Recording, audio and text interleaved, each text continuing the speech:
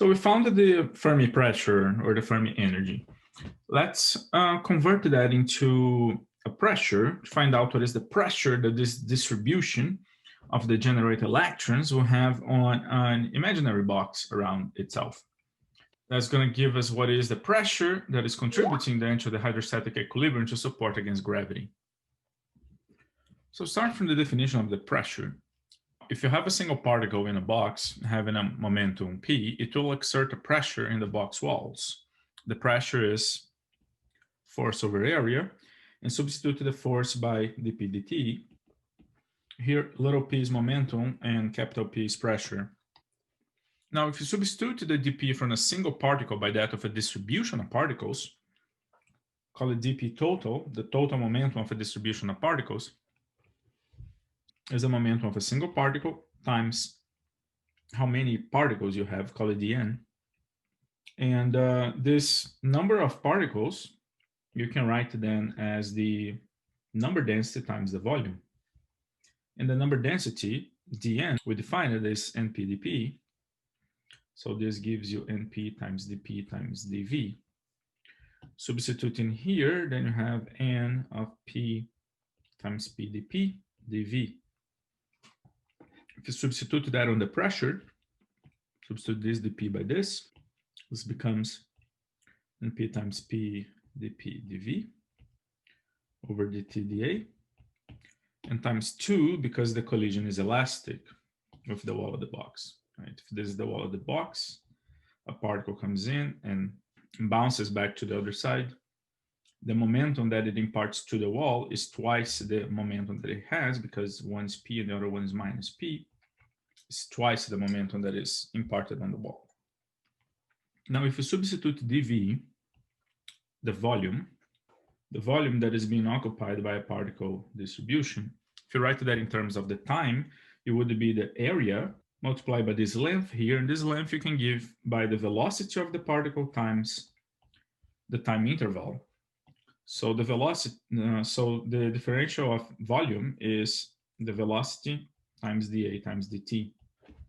So let's flip the page. If you substitute this volume to this, then you get rid of the dA dt.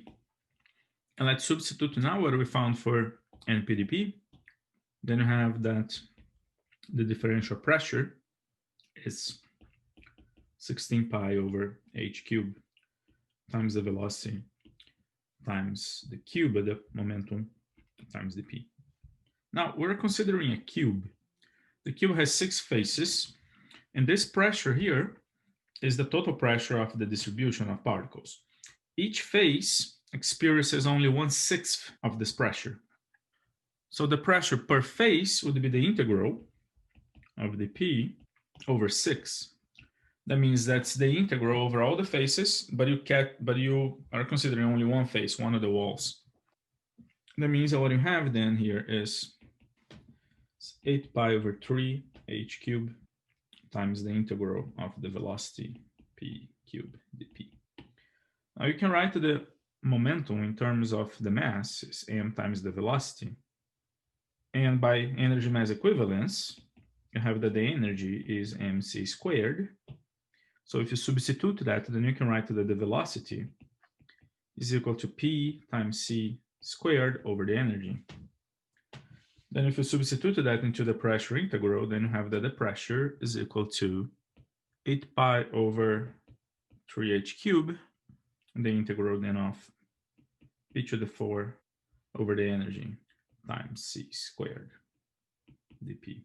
And we integrate it from 0 to the Fermi momentum.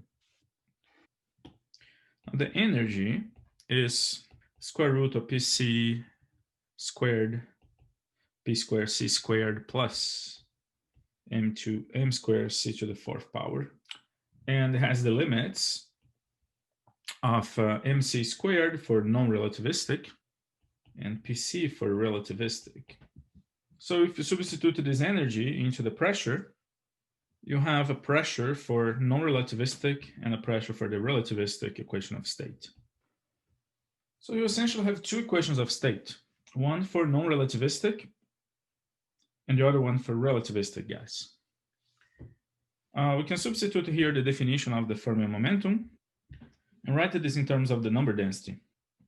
So the Fermi momentum scales with the cubic root of the number density. So we can say that it scales with the cubic root of the density. Substitute that into the pressure, and what we have is that the pressure is proportional to density to the power of 5/3 for non-relativistic and to the power of 4/3 for fully relativistic. We can, of course, convert this to equalities if we define constants. So finally, then you can write that the pressure is equal to K1, constant 1, times density to the power of 5/3 and constant 2 times the density to the power of 4/3 for the two cases, non-relativistic and fully relativistic. So this gives you the degenerate equation of state.